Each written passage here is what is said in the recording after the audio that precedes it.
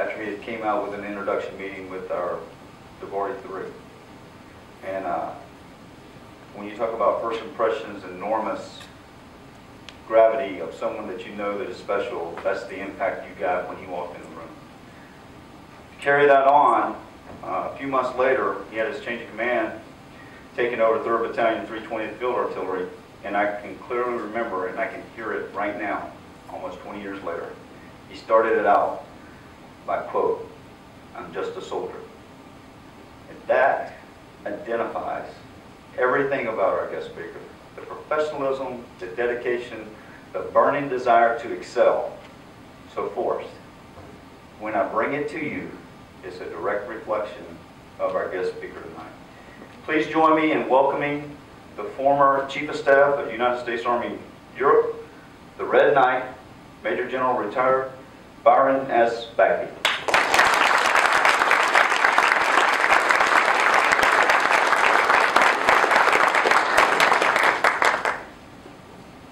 Well, Keith, thank you very much for that very fine introduction and for keeping it short and not reading my entire biography. But thank you very much for the invitation to speak tonight and for a chance to socialize and spend time with the best battalion in U.S. Army Cadet Command.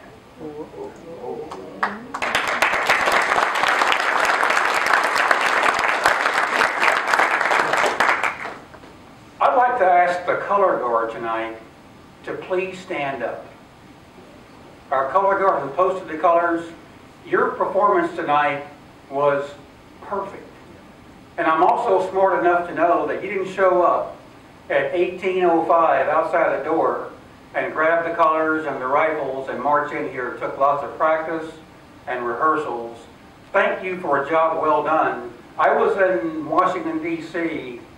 2 weekends ago at a formal ball, a black tie event, and the old guard presented the colors. You exceeded their performance that night. Cool. Job well done.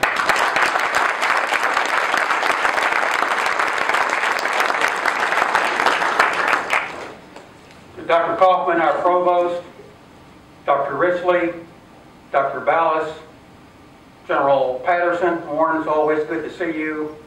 General Retired Foley, thanks for coming out tonight and being an active part in this Cadet Command program. I know that your fingerprints are on this, advising the cadets as well as the cadre. To the cadre of the Jaguar Battalion, guest, family, friends, and last but not least, to the ROTC cadets of the Jaguar Battalion. I was very impressed a few days ago when I went on the Georgia Regents University website to get an idea for the university, for the programs the school has to offer, as well as the ROTC program. And I was very, very impressed to see on the home page a military photograph of a number of cadets taking their oath of office, about 9 cadets, I guess, from last year. When I see that, it demonstrates to me exactly how much support this program gets from the university administration. And as a trustee at a college and being the vice president of the ROC's ROTC national chapter, that means a lot to me. So Dr. Kaufman, thanks to you and the president for your support to this great program.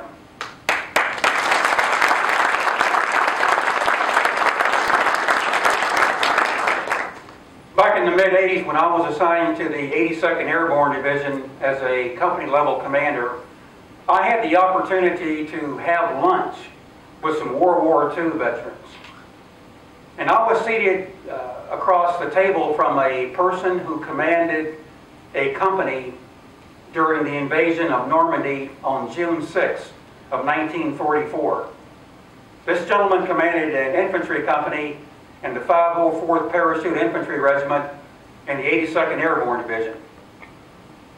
And I asked him how he prepared his soldiers and his entire company for the invasion of the mainland of Europe from a tactical standpoint and understanding the strategic significance of that operation.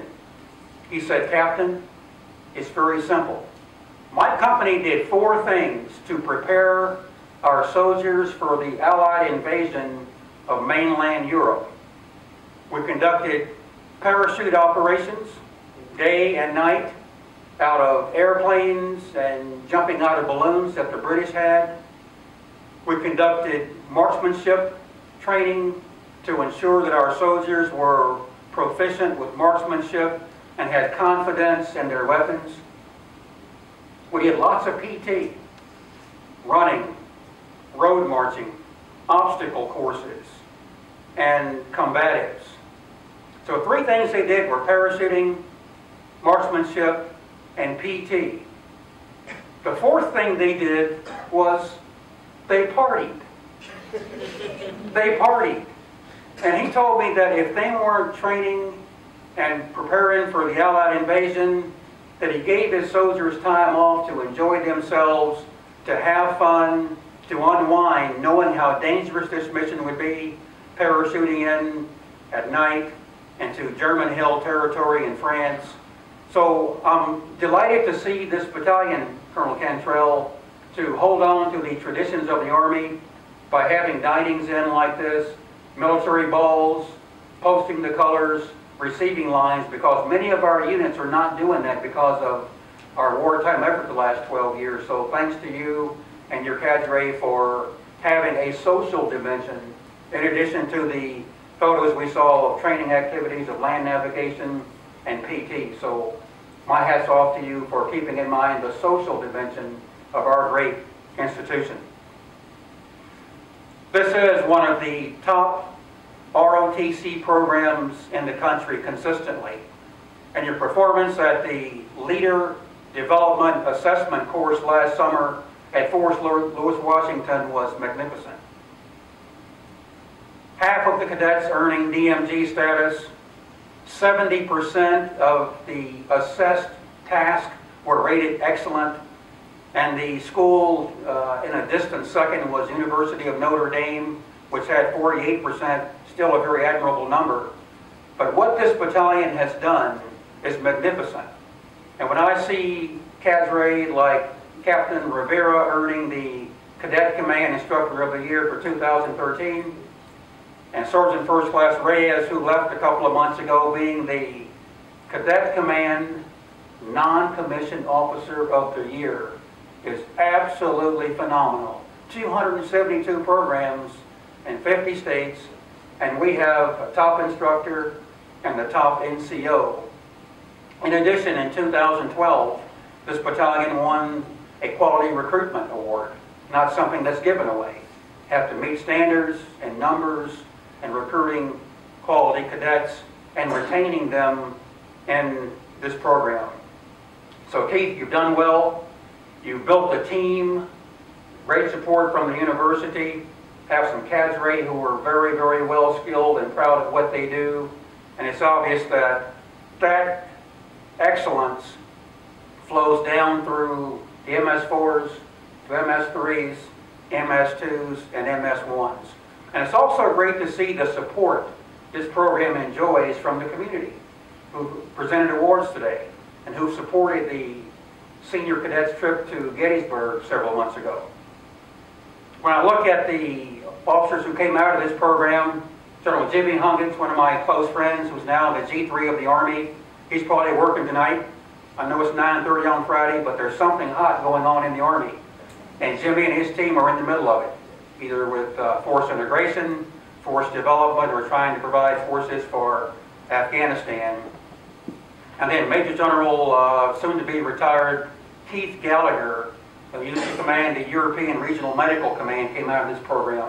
So you've had some phenomenal people who have gone through Augusta State and now GRU, and there's no doubt from what I've seen the last couple of days that the cadets in the program now will go on to establish themselves as professionals in this great organization within which we served. In one of my nonprofit ventures in post-retirement, I'm involved with an organization called The Rocks. The Rocks is now a national organization, was formed in 1974 as a metropolitan Washington, D.C. organization with one chapter. Now, 39 years later, we have 22 chapters and about 1,200 members all over the world. The ROCS gets involved in mentorship, supporting ROTC programs with scholarships, helping the Army by serving as the premier coaching and mentoring organization associated with the Army. And I am delighted to have been the Vice President for ROTC programs of the ROCS National Chapter the last year. Our world is changing. We're going through the Arab Spring. There are problems in Syria. We're about to draw down combat operations in Afghanistan. The president of North Korea, Kim Jong-un, has been extolling rhetoric about attacking the U.S., Japan, and South Korea. Problems in sub-Saharan Africa. There are no shortage of problems around the world today.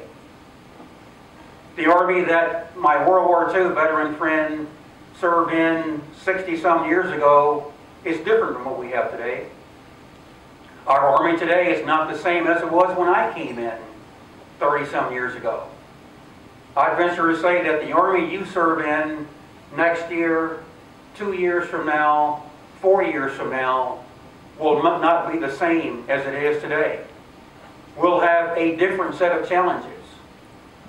But the one common theme that connects the problems from World War II to Vietnam to my era in the Army to the era of war the last 12 years to what you will find is the human dimension. You will deal with challenges that you cannot imagine that involve your soldiers and their families, training them, taking care of them, preparing them for disaster relief, for combat operations, helping them to solve their life's challenges. And those are challenges that I just can't imagine. Neither can you. And I know that most of you are sitting there waiting for me to give you a laundry list of things that you can do. A prescription for what I expect of young lieutenants coming into a battalion, or what we as senior leaders expect of junior officers. If you were to ask 50 officers for their prescription of success, you would get at least 50 different answers.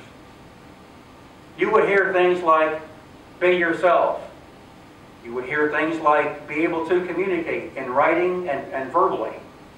You would hear advice like, seek mentorship. Be a mentor yourself and seek good mentors for you and your own professional development. You would hear things like, listen to your non-commissioned officers. Ask them for their advice. Ask them for how they would solve some of the challenges that you would have. You would hear things like, team playership is important. To be a team player in the larger team that you fit in. You would hear advice such as, have fun, like we're doing tonight, and make difficult duties as much fun as you possibly can.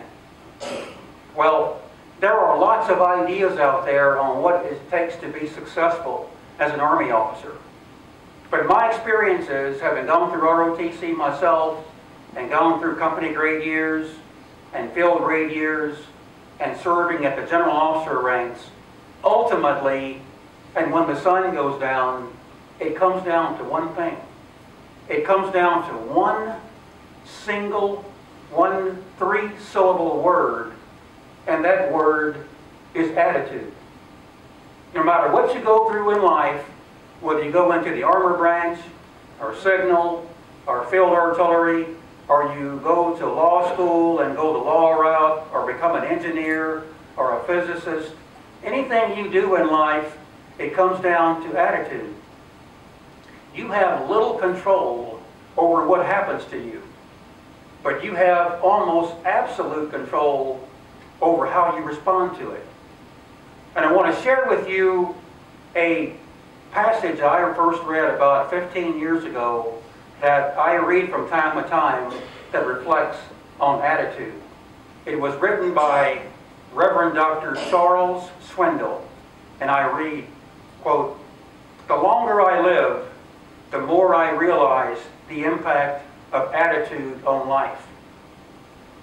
Attitude to me is more important than the past, than education, than money, than circumstances, than failures, than success, than what other people think, say, or do. It's more important than appearance, giftedness, or skill. It will make or break an organization, a school, or a home. The remarkable thing is we have a choice every day regarding the attitude that we embrace for that day. We cannot change the past. We cannot change the fact that people will act in a certain way. We cannot change the inevitable. The only thing that we can do is play the one string we have, and that is our attitude. I am convinced that life is 10% what happens to me and 90% how I react to it," end quote. Things will happen to you in life. You will apply for jobs, positions, fellowships, and you will not get picked, even though you might be the best person. But there are other variables involved, and if you don't get that job, that fellowship, that advancement, there could be a good reason for it, but how you react to that and how you rebound from that particular situation defines your true character and what you are really all about when it comes down to it. Before I close tonight, I'd like to read to you a portion of the Cadet Command ROTC Cadet Creed. I don't want to read the whole thing, but I'll read just a portion of it, of what I think is very, very important for you as future leaders who will go out in the next year or two and lead America's sons and daughters. I understand mission first and people always. I am the past, the spirit of those warriors who have made the final sacrifice.